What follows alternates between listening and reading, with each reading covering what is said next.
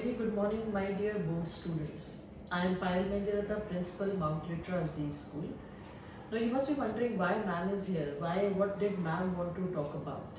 So basically, your board exams date sheet is out, and you people must be having a lot of anxiety related to your upcoming board exams, and that too, especially grade 10th students. 12th, grade 12th, they have already given one board exam, so they are aware about it. A very important turning point here for grade 10 student is that this year CBSE has given you a policy that you can give your two board exams. The first one will be scheduled, as you all are aware, from 17 February onwards, and the second one will be in May.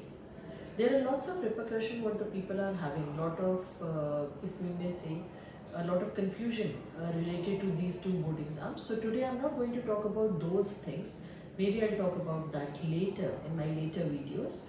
But right now I'm trying to tell you that how you need to prepare for your upcoming board exams. There are certain things which you have to keep it in mind. First and the foremost thing which you have to follow, beta, that you have to have a corner in your house in which you need to study for your upcoming board exams.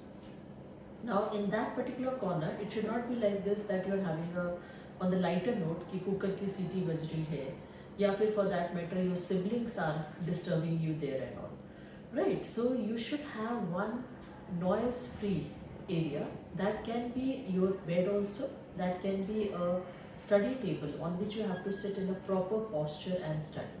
So this is the first point what you have to keep it in your mind. Second, and a very important point, that you have to identify your weak subjects. Weak subjects, I mean to say, I'm not saying that these are your strong subject and these are the weak subject. Not from the subject point of view, from your point of view. Okay? So you have to identify that weak subject, yes, this is my weak subject, and then you have to find out the maybe the questions, the points in which you have to work it out. So these are the two tips which I want to tell you right away, and the rest I will be uploading in my upcoming videos. Have a great board exams. All the best. Take care.